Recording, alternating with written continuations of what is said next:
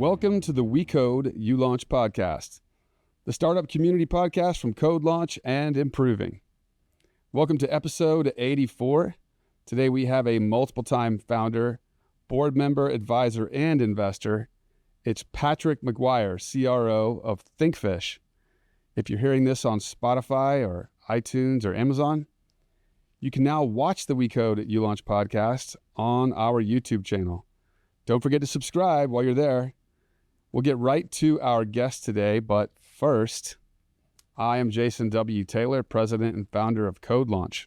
This podcast is for tech startups and the community of founders, technologists, and investors that support CodeLaunch, the world's only free accelerator where elite professional software developers compete to launch tech startups.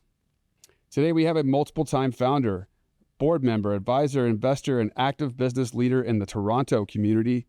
He is Patrick McGuire, CRO of ThinkFISH. ThinkFISH is a local partner with CodeLaunch Canada in 2025, and Patrick will be one of our judges live on stage. Patrick is a creative entrepreneur and team leader with a strong focus on sales, growth, and the success of companies across various sectors, including HR tech, fintech, and sports tech. At ThinkFISH, Patrick plays a pivotal role in advancing the company's mission to eliminate capital restrictions for entrepreneurs. The firm specializes in securing funding for startups and has a proven track record of helping over 200 founders raise capital, amassing over $70 million in the past 2 years alone. Beyond his professional endeavors, Patrick is an active contributor to the entrepreneurial community. He shares insights and engages with a broad network of founders, investors, and experts through platforms like Substack and the ThinkFISH Reef, an investor social network designed to enhance deal flow and funding opportunities. Join us as we delve into Patrick's extensive experience in driving company growth, his strategies for successful capital acquisition, and his advice for entrepreneurs navigating the complexities of the tech industry. Welcome to our podcast, Patrick. Thank you very much. Appreciate it. Jason, this is going to be a great time. I love startups. I love entrepreneurship. I love what you're doing with CodeLaunch, CodeLaunch.com in Toronto and Canada and buddy everywhere. So this is a great opportunity for me to be able to connect with you and the team and the audience and just help others, which is what I love doing. Well, we're glad to have you, and we're glad to have your partnership in Toronto. Now, I don't think it's the case that ThinkFISH just does serve Toronto. You just happen to be located in Toronto, and you're part of the leadership there. So why don't we start by you kind of telling us in a little more detail what ThinkFISH is and where ThinkFISH is. Yeah, for sure. We are global, to be honest, and we've got a large group of us in North America. I am the only token Canadian on our team of 25 plus globally. So don't hold it against me. Maybe the Canadians won't, but the U.S. might. Trump might, who knows? But that being said, we love helping entrepreneurs globally. We've got investors or founders and funders, as I like to say, that are in Dubai, in Africa, in Australia, Central Asia. And obviously the majority of our clients that we work with, the founders in North America, and most of our funding sources, investors, our venture funds, and real estate ventures, they are North American based. If I really want to argue it, Jason, there's probably 80% of them are US based, and then 20% are Canadian. But we are global, and we have about 20% total globally, and the rest is North American. So we do service everybody everywhere, and we'd love to help founders and funders come together. All right, great. So I'm excited to hear more about this Reef platform, but let's talk about something that was in the bio, which is that ThinkFISH eliminates capital restrictions for entrepreneurs. So how does ThinkFISH eliminate capital restrictions for entrepreneurs? Yeah, well, so being a multiple time founder is probably why it's close to my heart. I'll tell you a little bit about how this came to be and how we do things a little differently. When I was first starting one of my startups, we had friends that were watching us for a couple of years, and they wanted to participate. They were going to put their money in anyways. We were advised by a board member to bring in an investment banking group. Well, we had to pay a fee, a very large fee, to have the investment bankers alongside us. We actually blew one of my good friends out of the water. He did not invest with us because of the investment banker. The second piece was that my buddy, my other friend that I ride bikes with, we cycle a lot up here when the weather's good, there's no snow, but he was coming in anyways. But the investment banker took his fee, or their fee, took their percentage of the fund that was coming in anyways, and it triggered an equity clause. So the big winners in that deal was the investment bankers. Now let's flip the other way. What we do and how we alleviate some of the capital burdens on the founders is we do a flat fee service agreement. We're really an investment relations marketing team for the founders. So instead of investing in a head count, trying to train them, hoping that they get some good outreach and get some good investors on the table, for a very small flat fee, less than what they would hire somebody for, we book 1 to 2 high quality investor meetings every single week for founders on their calendar. We warm them up, we quantify, we qualify, we reverse engineer it so they actually raise their hand and ask for a meeting on your calendar, and we know what their portfolio looks like and what size checks they write. So it's a very different approach than begging and borrowing to get a meeting. When they ask you for the meeting, they're begging to get on your calendar. You've got the right relationship for a lot less money, alleviating that capital burden. Love it. Yeah, I see that in so many ways. Like, I did talk to a lot of founders who are raising, and they're just trying to take meetings with anybody that might be an investor, not knowing what the investment demographic of that source of capital is. Absolutely. I've had people ask me for a meeting. Sometimes I have time and I'll take a random pitch meeting if somebody introduces me to. And sometimes it's just not a fit at all. And it's not because I'm not interested. It's because their minimum check size is stratospheric or something. Right. And we could have saved each other a lot of time, but we don't find that out till the end. Or they're pitching golf balls and you do technology. Or that, yeah. Yeah. Listen, I like golf ball technology. I figured I'd throw that one in there, considering I know how much you golf and how good you are. Well, you don't know how good I am, but I'm not terrible, but I'm not really all that great. I have played at one of the greatest golf courses in Canada, Banff Springs. Oh, wow. And I'm going to play there again in July or August this summer. Well, I live right next to what used to be the greatest golf course in Canada, where the Bell Open gets played at Glen Abbey, or former Glen Abbey. Oh, wow. Cool. Well, we need to get together sometime outside of CodeLaunch when you're judging. And for those of you interested in CodeLaunch Canada, ThinkFISH is putting together a package of value-added services for our champions. So, absolutely.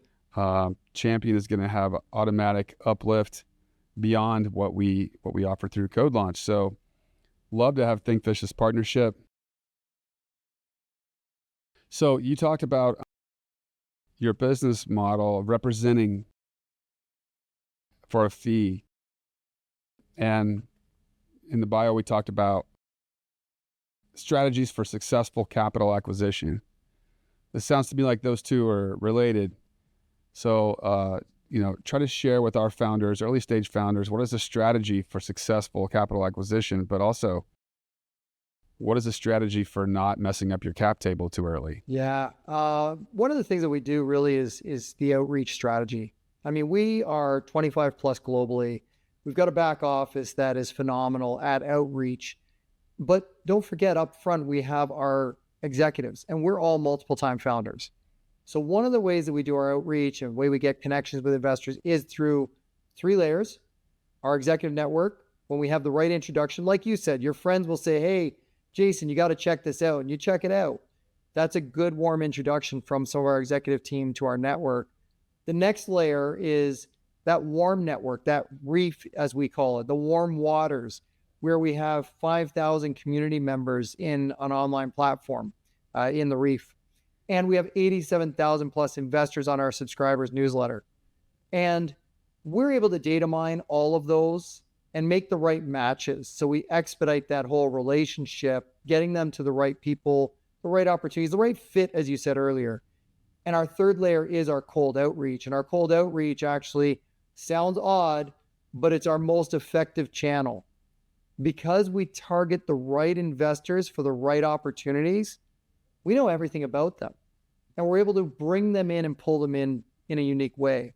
So that's kind of how we do things to make sure we get the right capital on the table, and how we protect a lot of our founders from the cap table exhaustions or limits, if you will, and also avoid SEC problems, because most early founders, as you know, are first-time founders. They have no clue what's going to happen when they break some limits and the SEC has to be involved. So because we don't take a commission or a performance fee or equity piece of your company, you're not at liability to report to SEC, because we're not violating any of those terms. We're actually helping early stage and first-time founders keep the headaches away. And to help them with their cap table, we look at how much they're raising, whether it's 500,000, their first 300,000, a million, 10 million, 20 million, or 50, like some of our clients in the real estate venture space or the capital fund space, the fund managers. Some of the startups are a lot smaller, and they'll take like checks for, jokingly, $1 or $2, right? I mean, 5,000, 10,000, 20,000. We help navigate and coach them. How much do you need to raise? Probably have to double it or raise a little more than that. How long do you want it? You probably have to stretch it. Most founders don't plan long enough or enough money.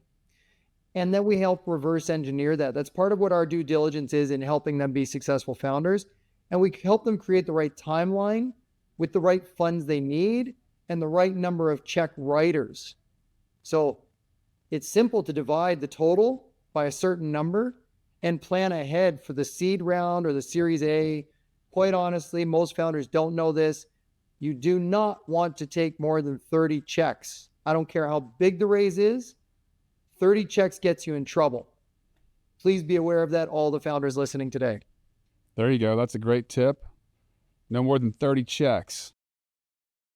Prior to what round? What, prior to Series A? When you're Series A. At Series A, you can sort of wash all those away. You're lucky to do that, because after 30, everybody's involved. SEC is involved. You got to create a new cap table schedule. You've got to move shareholders to a Schedule A, B, or C categories.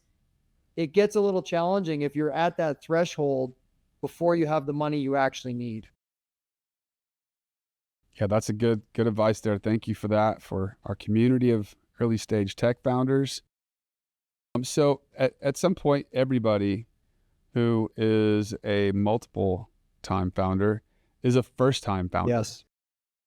Or they're a first time entrepreneur with another small group of founders, as was the case for my very first experience. So tell me about yours, Patrick. Tell me about your first time founder or co-founder experience. I'd say my first time founder experience really is odd, because I'm politely unemployable. I've always been an entrepreneur. I've carried jobs, I've had them, and I've done my best, and I've done a great job at every job I've had, right? You got to crush everything you do. But the reality is that entrepreneurial spirit is also a disease, and you love it, and you keep doing startups, you keep doing launches. But my first real go of a partnership in a large corporate plan was what I would call Vanna Workforce. Vanna Workforce was with a friend of mine. He was in HR consulting. He was was a really great consultant, half decent technology guy. He could code. I think it was C++ or C# back then. I can't remember. It was a long time ago. And he needed a marketing guy to help him market his consulting sales services. So he called me up. I owned my own company, Empowered Nutrition, and we were servicing 4,100 gyms on 4 continents. We did personalized nutrition programs. I worked with Dr. Barry Sears, Atkins. My personal clients included Triple H and Stephanie McMahon, a bunch of NLL players, CFL, NHL, Jason Ward, I just saw the other night, actually. He's a pro hockey player, Gary Roberts, and many others. But that being said, I opted to help him. And we built an HR tech company. We went head to head with PeopleSoft, Oracle, Workday, the works. And one of my most favorite things and odd things that I get to say is the week before we launched, I'm the guy that said no to an offer from Mark Benioff. That was interesting. Wow. My partner didn't like it so much. He turned gray sitting in the chair right there. And they said, you'll never get the offer again. I said, that's okay. It's the week before launch on your platform. And I've already named 5 companies that are going to give us offers, and you are number 1. So that wasn't to be arrogant. It's because we had a plan. And as a first time going after the corporate world founder versus my own personal projects, that was a really big move to plan the exit strategy before you get started and work it backwards. And that's what we did. 23 months later, I got an offer from all 5 of them, all 5 companies we listed, and we exited to financial force. We had over 200 clients. Well, 200 signed, 173 were live, but from 30-person companies to 3,000-person companies. We went head-to-head with Workday and Oracle and PeopleSoft, and we beat them. So for any founder working with your team, working through CodeLaunch, you can do it. You can go head-to-head with the giants and the gorillas, and you can beat them. You may not beat them at their game, but you'll beat them at the game that you're playing, and maybe they don't even get in the ring with you. Awesome. Well, that's a great story, man. Congratulations on that exit, and we're glad to have you representing ThinkFISH at CodeLaunch Canada. And you know, it's only going to be a few weeks from now on April 23rd. We're going to be there at the El Macambo in Toronto, and we're going to reveal the cohort. It's going to be awesome. Applications are flowing in. We'll hope to see you there on April 23rd. I know that you're also sponsoring the finalist reveal, so we're thankful for that. But don't forget to check it out on April 23rd. Come down and grab a beer with us, and we'll talk about CodeLaunch, why we do it, why we help tech founders raise, why we help their products accelerate and them accelerate. We'll talk about why we produce our show in a highly entertaining and unique fashion so that it's not just something investors and nerds are interested in. And we'll talk about conscious capitalism a little bit. And number one thing we'll talk about is that we don't take equity or money from founders. And that's so that there's one less cap table problem to deal with when they get to Series A. Absolutely. All right, let's talk about this reef, because this reef thing sounds cool. It sounds like a private Facebook for investors and startup founders to get together. But maybe that's just the way I'm imagining it. Tell me about That's reef. a great way to put it. It really is. And I referenced the other ones that we all know, which is LinkedIn. It's a private investor founders LinkedIn.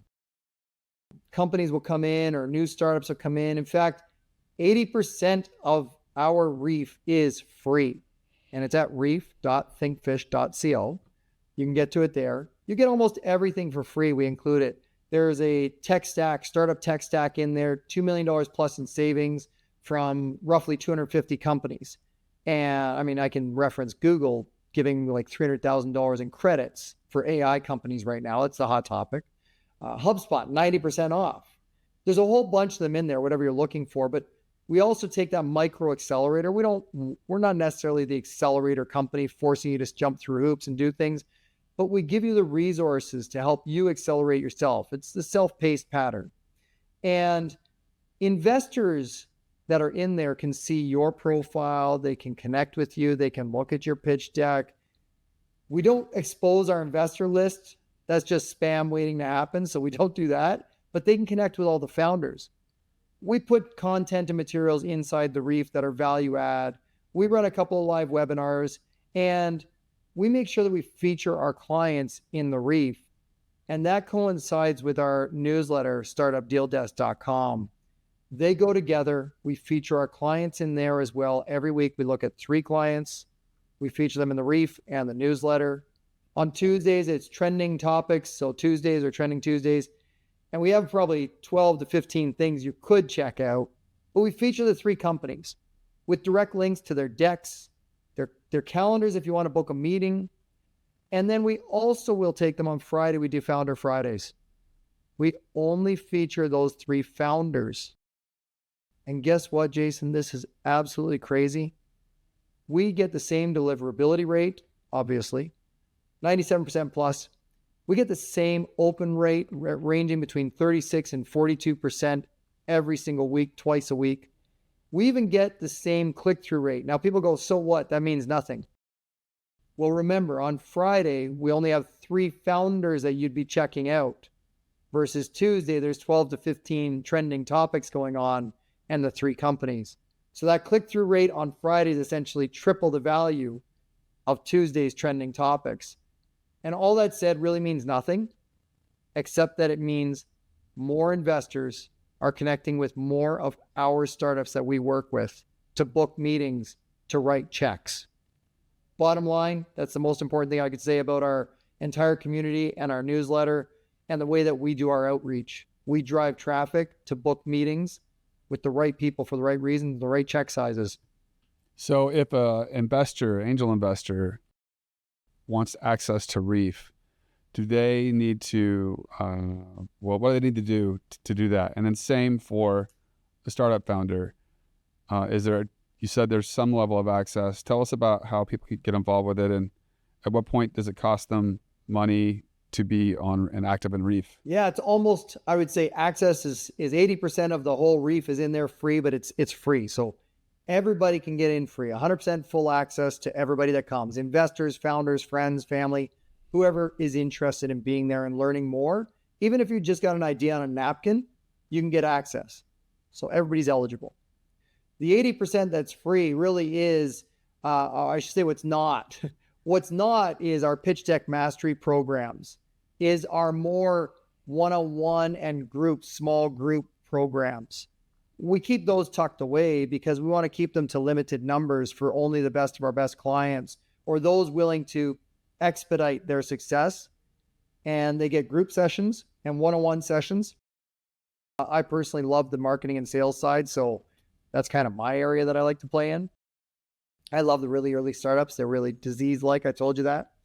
And but we'll bring in experts from different areas, including Ben Padno, CEO, owner of ThinkFISH, multiple-time founder. He's done so phenomenal in so many areas. He was one of the originals at Yahoo after his sports broadcast radio internet. You know, when you used to have to say that, right?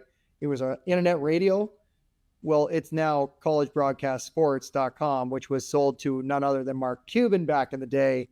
And Ben went on to wonderful things after that.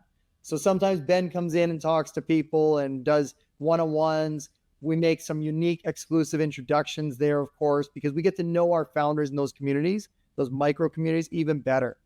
And it triggers things inside of us to say, oh, you should really meet so-and-so. You should meet Jason and the team. You should meet John, or you should meet so forth.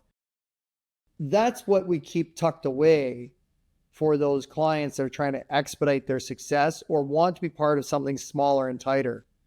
But other than that, everything that's inside the Reef is free.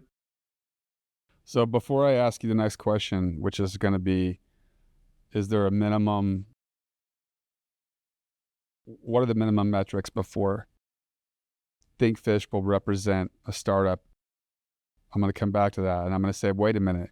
Did you just tell me that Ben sold AudioNet to Mark Cuban? Well, it was College Broadcast Sports that he put to his friend who put it to Mark Cuban. Yes, he was the guy that started it. And the brand that it became was AudioNet, right? And that was the thing that Mark Cuban sold to Yahoo. Yes.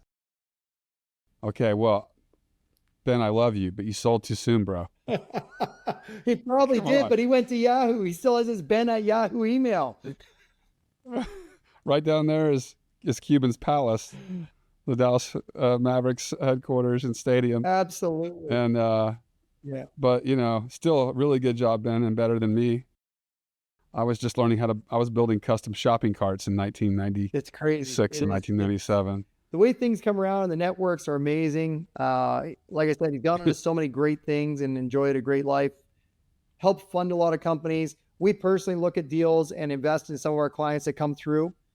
We really shouldn't, but sometimes you love them so much. Ben does quite a bit, to be honest. He's I would say, a prolific investor, from his own companies to those that he invests in and the introductions he makes.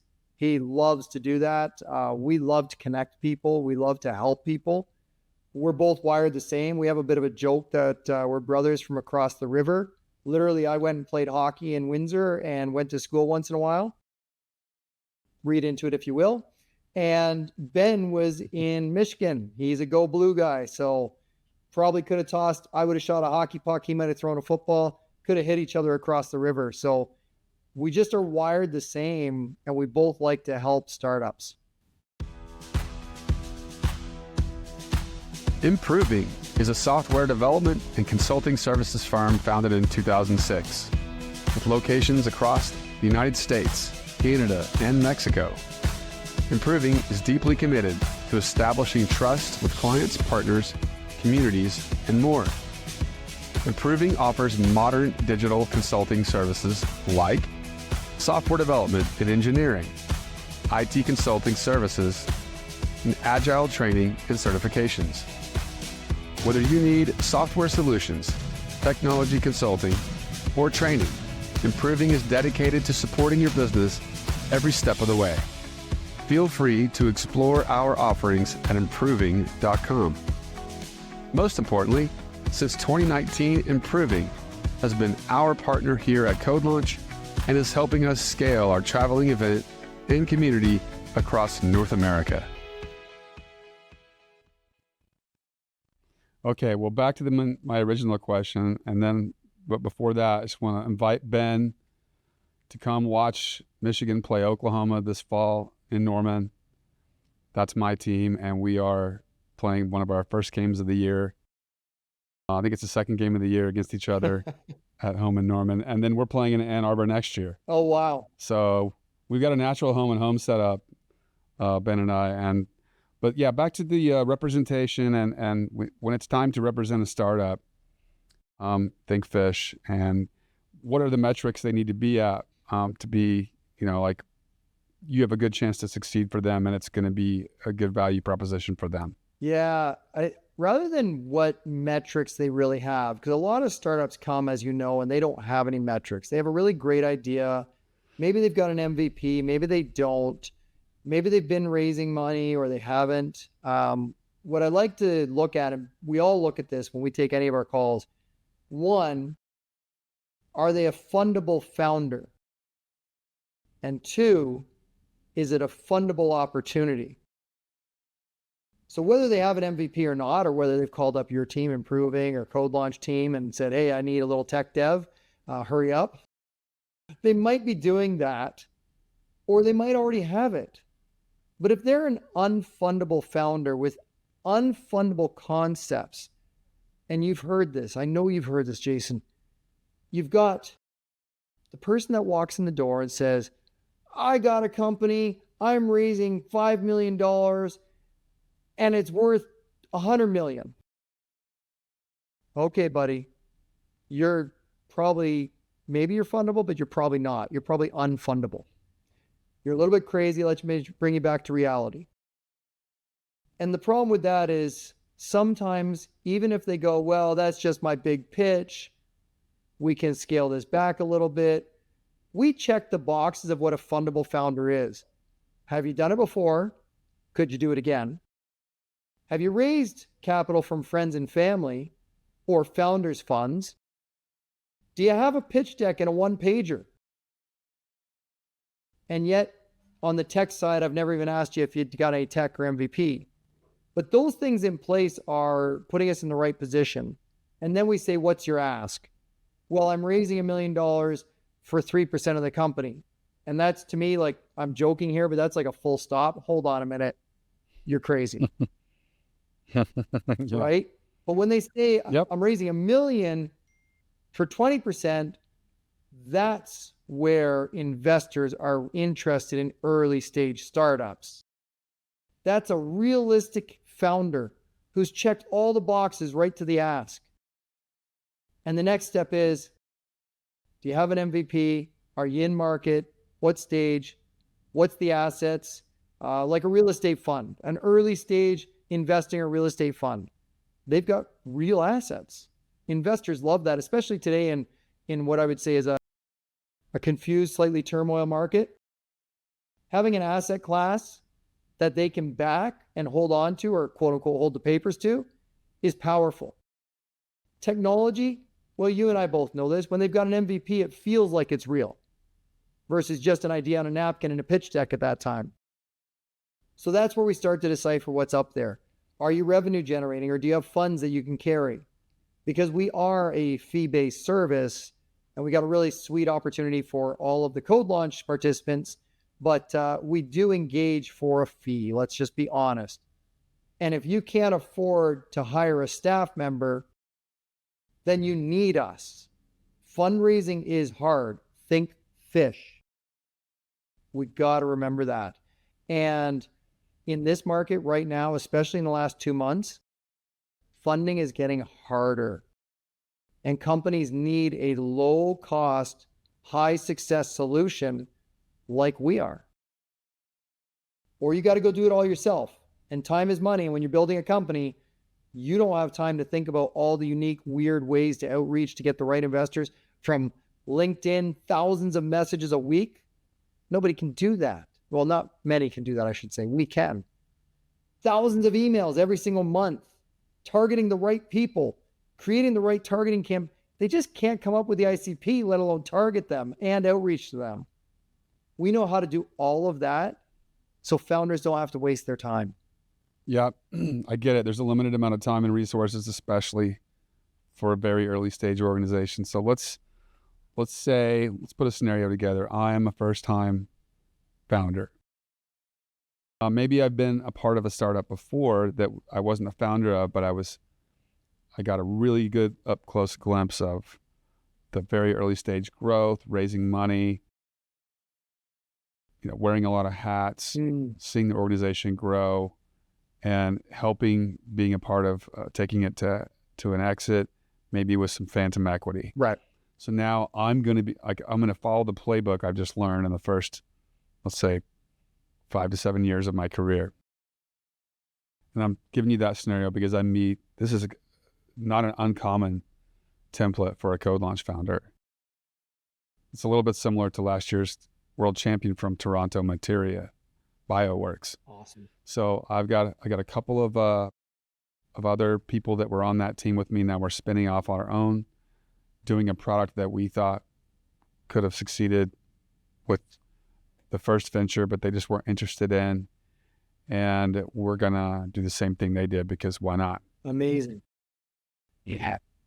They raise, let's say, $500,000, safe notes, and they're building their product. They've got some sales, and they realize that they're looking at their runway, and it's getting shorter.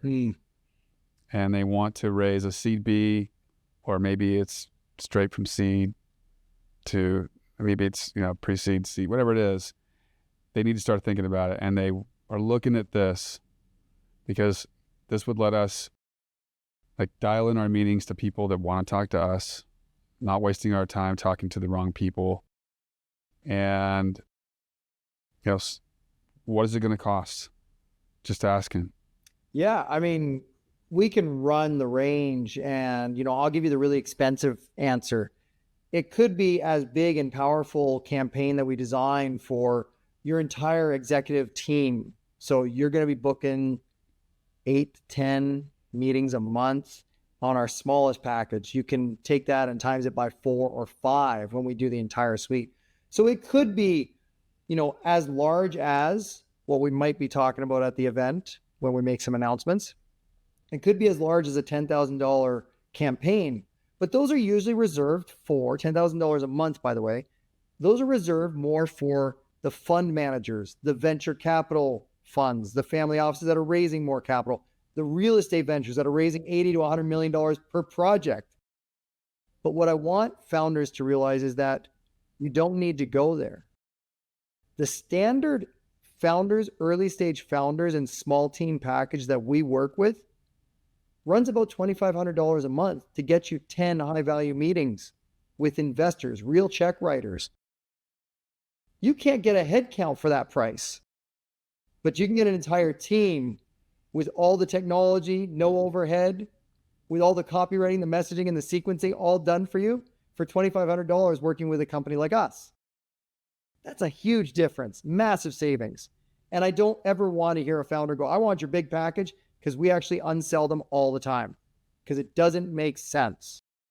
Wow. Okay. So, and of course they could jump on Reef too Yep. and start exploring what it's all about and get to know the community and the platform that you have. And yeah, sounds great, man. I'm excited about CodeLaunch Canada more than I ever have been.